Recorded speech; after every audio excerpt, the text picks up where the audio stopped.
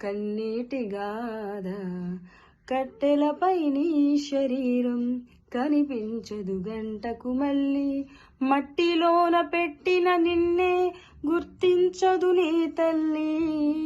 ఎన్ని చేసినా తనువు నమ్మినా కట్టె మిగిల్చింది కన్నీటి గాథ.